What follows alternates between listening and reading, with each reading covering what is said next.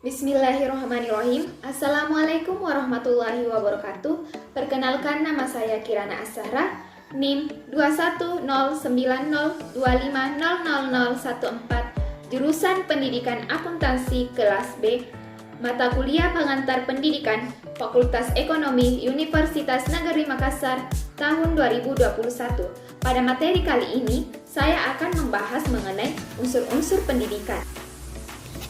Materi yang akan saya bahas pada unsur-unsur pendidikan ini meliputi yang pertama yaitu tujuan pendidikan, yang kedua subjek didik, yang ketiga pendidik, empat isi pendidikan, kelima metode dan alat pendidikan, dan yang keenam adalah lingkungan pendidikan. Yang pertama yaitu tujuan pendidikan. Sebelum kita mengenal 3 jenjang tujuan pendidikan, terlebih dahulu kita harus mengetahui apakah tujuan pendidikan itu. Tujuan umum pendidikan yaitu untuk membentuk manusia yang sempurna, atau tujuan akhir pendidikan adalah agar anak sebagai manusia dan sebagai anggota masyarakat dapat mencapai keselamatan dan kebahagiaan. Dalam sistem pendidikan nasional, tujuan utama pendidikan adalah membentuk manusia yang bisa mandiri dalam kehidupan pribadinya, bermasyarakat, berbangsa dan bernegara, serta kehidupan yang beragama. Manusia Indonesia yang dicita-citakan harus diupayakan melalui pendidikan adalah manusia yang bermoral dan berilmu. Kita mengenal 3 jenjang tujuan pendidikan, yaitu yang pertama, tujuan umum pendidikan yaitunya Pancasila. Yang kedua, tujuan institusional atau tujuan lembaga pendidikan. Dan yang ketiga yaitu tujuan kurikuler atau tujuan standar kompetensi bidang studi atau mata pelajaran. Kedua yaitu subjek didik. Sebelum kita membahas ciri khas peserta didik, kita harus mengetahui pengertian dari subjek didik. Subjek didik adalah manusia yang memiliki potensi yang mengalami perkembangan sejak lahir, mulai dari lahir sampai dengan meninggal dunia. Perubahan-perubahan tersebut terjadi secara bertahap. Pendidik bertugas membimbing dan mengembangkan potensi yang dimiliki oleh subjek didik itu pada tahapnya. Ciri khas peserta didik yang perlu kita pahami yaitu yang pertama, peserta didik memiliki potensi fisik dan psikis yang khas. Yang kedua yaitu peserta didik merupakan individu yang sedang mengalami perkembangan. Dan yang ketiga yaitu peserta didik merupakan individu yang membutuhkan bimbingan individual dan perlakuan yang manusiawi. Dan yang keempat yaitu peserta didik memiliki kemampuan untuk lebih bisa melakukan sesuatu atau kemampuan untuk lebih bisa mandiri. Yang ketiga yaitu pendidik. Sebelum membahas tentang pendidik, ada baiknya kita melirik sedikit maksud dari pendidik dan perbedaannya dengan mengajar. Secara teoritis, pengertian mendidik dan mengajar tidaklah sama. Mengajar berarti menyerahkan atau menyampaikan ilmu pengetahuan dan lain sebagainya kepada orang lain dengan cara-cara tertentu sehingga ilmu-ilmu tersebut bisa menjadi milik orang lain. Lain halnya dengan mendidik, bahwa mendidik tidak hanya cukup dengan memberikan ilmu pengetahuan atau keterampilan saja, melainkan juga harus ditanamkan pada anak didik nilai-nilai dan norma-norma susila yang tinggi dan luhur. Dari pengertian tersebut, dapat diketahui bahwa mendidik lebih luas daripada mengajar. Mengajar hanyalah alat atau sarana dalam mendidik, dan mendidik harus mempunyai tujuan dan nilai-nilai yang tinggi.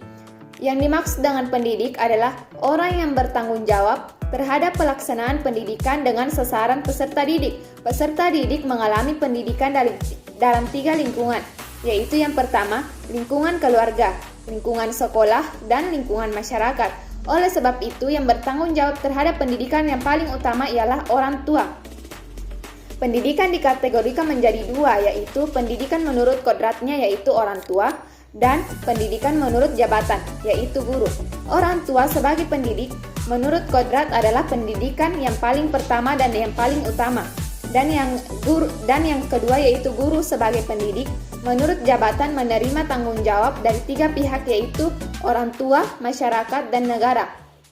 Tugas pendidik karena jabatan adalah berat, maka sebagai pendidik harus diadakan persiapan-persiapan yang cukup, keadaan jasmani yang sehat. Pendidikan juga dituntut untuk menggunakan bahasa yang sopan, kepribadian yang baik, jujur, dan adil. Keempat, isi pendidikan. Sebelum kita mengetahui kriteria atau syarat utama pendidikan, ada baiknya kita mengetahui apa maksud dari isi pendidikan. Yang dimaksud dengan isi pendidikan adalah segala sesuatu yang diberikan oleh pendidik kepada peserta didik dalam proses pendidikan. Contohnya materi pembelajaran, bimbingan dan konseling, pengayaan dan bahan ajar. Isi pendidikan berlandaskan pada tujuan pendidikan, terutama di Indonesia adalah tujuan nasional. Kriteria atau syarat utama dari isi pendidikan dan hal-hal yang perlu dipertimbangkan guru dalam pemilihan materi pelajaran adalah sebagai berikut. Yang pertama yaitu bahan atau materi sesuai dan menunjang tercapainya tujuan. Kedua, bahan atau materi penting diketahui oleh peserta didik. Ketiga, nilai kegunaannya diartikan sebagai bahan itu bagi kehidupan sehari-hari. Keempat, bahan tersebut merupakan bahan wajib sesuai dengan tuntutan kurikulum. Kelima, bahan yang susah diperoleh sumbernya perlu diupayakan untuk diberikan oleh guru. Yang kelima yaitu metode dan alat pendidikan. Metode adalah cara yang berfungsi sebagai alat untuk mencapai tujuan. Dalam menetapkan apakah suatu metode dapat digunakan atau kurang tepat ditentukan oleh beberapa faktor, yaitu sebagai berikut. Yang pertama yaitu tujuan yang ingin dicapai. Penentuan metode disesuaikan dengan apa yang diharapkan dicapai oleh peserta didik dalam memberikan pembelajaran. Kedua yaitu peserta didik. Maksudnya yaitu metode perlu memperhatikan kondisi peserta didik, baik kemampuan maupun karakteristiknya. Tiga yaitu guru. Keberhasilan suatu metode tergantung juga pada kemampuan guru membawakan metode tersebut. Alat pendidikan ialah segala sesuatu yang secara langsung membantu terwujudnya pencapaian tujuan pendidikan. Ada dua pengelompokan alat pendidikan yaitu sebagai berikut. Yang pertama yaitu alat pendidikan yang bersifat tindakan yaitu berupa upaya siasat dalam kaitannya dengan kewibawaan. Yang kedua yaitu alat pendidikan yang berupa keberadaan sebagai alat bantu yang lazim disebut sebagai sarana pengajaran seperti alat pengajaran. Fungsinya yang sebagai alat bantu banyak sekali, yaitu untuk merekam, mengingatkan kembali, memperagakan, mengaktifkan respon murid, evaluatif, stimulatif, manipulatif, dan umpan balik. Berdasarkan pembahasan tersebut, alat pendidikan sangat banyak jenisnya, baik alat pendidikan berupa tindakan maupun alat pendidikan yang berupa benda.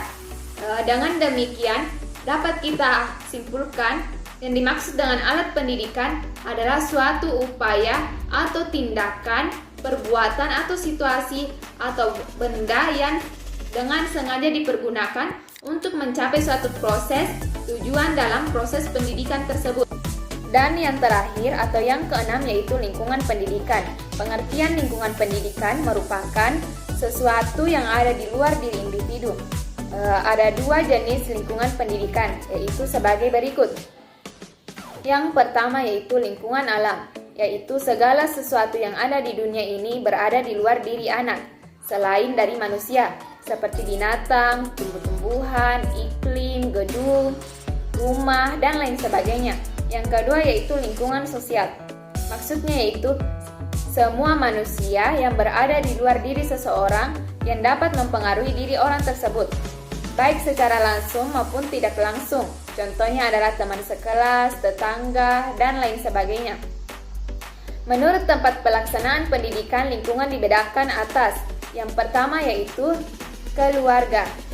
Lingkungan keluarga merupakan lingkungan yang pertama bagi anak. Karena lingkungan itulah mereka pertama kali menerima pendidikan, dan disitulah juga mereka mengalami pembentukan karakter atau kepribadian seorang anak. Yang kedua yaitu lingkungan sekolah. Sekolah disebut lingkungan pendidikan yang kedua, karena yang bertanggung jawab dalam melaksanakan pendidikan di lembaga ini adalah seorang guru. Peranan guru sangatlah penting dalam pencapaian tujuan pendidikan. Yang ketiga yaitu masyarakat. Proses pendidikan yang terjadi di luar sekolah dan luar keluarga, pendidikan yang diberi biasanya tergantung pada lingkungan itu.